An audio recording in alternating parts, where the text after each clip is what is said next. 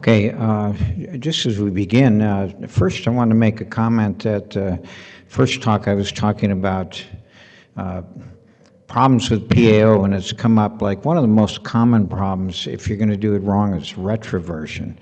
But I'll be happy to say we've seen a lot of good x-rays in this meeting here, so doing PAO well is something that's been widespread. I think there's little variations, but I would say that nice to see that we have a lot of people on the right track. There's unfortunately a number on the wrong track, as Keith Mayo was just showing some horrendous cases here, but you have to be careful messing around with a young person's hip. You know, you can do some irreversible damage. One other comment I want to make that's just off the subject is that there's a tendency at these meetings to think every cause of hip pain is mechanical, and there's a mechanical solution for it. And with changes throughout our body, through the course of our life, a lot of things are due to inflammation.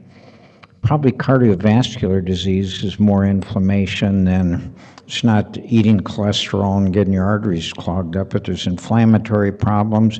Inflammatory problems lead to cancer. Inflammatory problems lead to joint inflammation. So I think there's probably a large portion of inflammatory problems of the hip that we're putting a mechanical cause on. We're going to learn about it in the future, but there's subtle inflammation. I know we get tests like anti-nuclear antibody and a rheumatoid arthritis factor, SED rate, but these are pretty primitive, I think, and we say, okay, well, it's not inflammatory, it's degenerative or mechanical, but I think Mike be talking about this too. Some people, young people, get led down the wrong path with repeated joint preservation surgeries, and maybe the etiology is something else. It's inflammatory. So a lot of work for us to do in the future.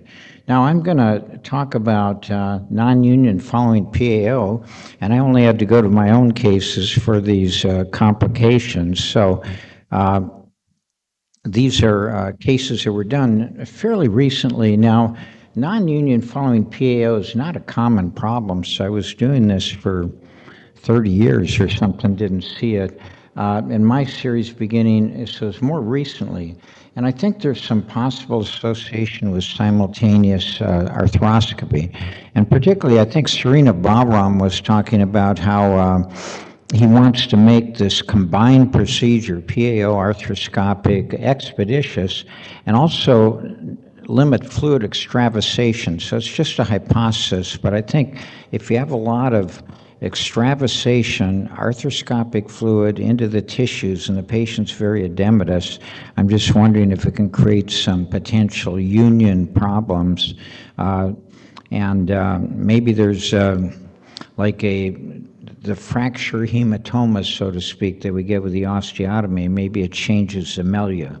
So these are, I'm going to show a couple of cases. So the hypothesis, soft tissue infiltration, large amount of arthroscopic fluid, may be an impediment to bone healing. Not that we can't do some combined procedures, but we have to think about this. Now, the non-unions I'm going to show here, I'll call it transverse non-union of the innominate bone that's distal to the acetabulum. So this is a failure of union of the pubis, and also what starts out as a minimally displaced fracture into the greater notch or posterior border of the bone that we may not see at surgery. Now, I know in the past I've seen cases that had some extension of a fracture into the posterior border of the bone, and in the past, my treatment of this was just to leave it alone and let it heal, even some of them that displaced a few millimeters, because, you know, a fractured pelvis will heal, a small fracture, but these are a couple cases where there was a undiagnosed minimally displaced fracture. So you see the drawing on the inside of the innominate bone of the cuts, and then the red dotted line area. This is where the fracture can occur into the greater sciatic notch. So first one is a 39-year-old female. She'd had a scope, another revision scope, then we thought we could help her with the PAO and another scope. She went on to a non-union and then subsequently implant removal after treatment of the non-union. So here's the patient. Let's see if I had, here's the patient preoperatively. This is, maybe we shouldn't have operated her. She's already had 2 scopes. She has a, what you call borderline dysplasia, but she's still having pain. We went on with a combined PAO plus the arthroscopy. So here she is at follow-up, and you can see here there's a significant gap at the pubis, and also if you look at the iliac oblique, it may be hard to see, but there's a non-union line extending into the inferior greater notch. This is actually kind of an obese patient too. She's quite heavy, and I think maybe this abdominal contents are pushing out. Now with the distraction here, I thought probably what we needed to do is we need to do an ilioinguinal approach. There's a long plate, and then that's the fixation of the anterior column, and then there's a screw from the internal iliac fossa across the posterior to the posterior column. Now one thing I've done in sometimes non-unions of the pelvic ring, the anterior pelvic ring, you see a screw right near the pectineal eminence, an individual screw, is I take a graft from the internal iliac fossa, and it's a cortical cancellous graft, and I screw it to both sides of the non-union. So I fix a bridging graft, plus we put some cancellous bone in the pubis, and happily this went on to unite without further problems. So there's a healing of the both superior pubic ramus and then the ischial non-union, which was extra-articular. Now, here's a similar case. This was another younger woman. She had 2 hip scopes, and we did the combo procedure. Again, borderline dysplasia case with continued pain. We went with the PAO and that. Here's the initial correction, small correction, just to get the roof horizontal, get the coverage, but this one also went on to a non-union. And you can see this, I think we have a better iliac oblique you see on the right. You can see how it's going just above the ischial spine, involves the pubis, but not so displaced. And you can see it's hypertrophic. We already talked about this. We had some discussion of non-union hypertrophic. So the stabilization done with 2 screws put in percutaneously, one down antegrade down the anterior column, the other one from the ischium proximally.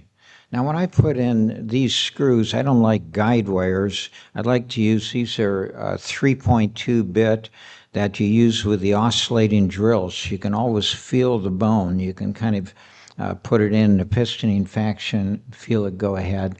But this one did go on and heal, and subsequently I think we, see if we took an X-ray. Yeah, we took out those screws additionally too. So that was healing. But with this case, these are probably something more difficult that you get this can get a transverse non-union of the innominate bone. I've made it, we don't have enough cases, but it's my hypothesis that, a lot of fluid extravasation may be a negative factor for bone healing. Now, I'm going to ask the question, is a residual gap at the pubic cut a non-union? I almost hate calling it a non-union because the bone, the innominate bone, is in one piece. The innominate bone's in one piece. It's not like the upper half is separated from the lower half. In the other cases, we have a gap in the pubis. So sometimes, let's say you have a femur fracture, and it heals with a bridging callus, anterior, and the posterior cortex never just unites. Is that a non-union of the posterior cortex of the femur? No, it's a healed femur. There's bridging bones. So I have a hard time. So, for instance, if you created a gap in the superior ramus surgically. Would that cause pain? Would that be a functional problem? So it's kind of a conundrum, Rizzi. So can it cause pain? I guess we have cases where the patient has pain, we correct the pubic cut gap, I'll call it the gap in the pubis, and now they feel better, but a lot of times placebo can make people feel better too. Now, with large corrections also, like John Clohissy just showed one, we may inevitably get this gap that's not corrected, or it may almost plan the gap. Here's a patient that, this was an early case. I did a PAO, probably the joints, we'd never do it now, but we didn't know enough in the 1980s, to know what the limits were.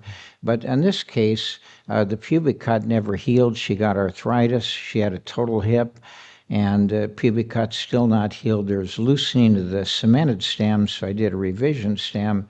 She has no pain and has had this for 25 years and no pain in this area. Here's another case. This is similar to what Clohissy just showed. You can see there's a really dramatic dysplasia of valgus femur. This is treated with a big correction, and again, you show how powerful this is, and this is a follow-up about 4 years. The pubis never united. It didn't have a chance to unite because of all the correction you got, but there's no pain from this. So pubic non-union, a little bit of a conundrum to me, but we're going to continue to see that gap sometimes. Thank you very much.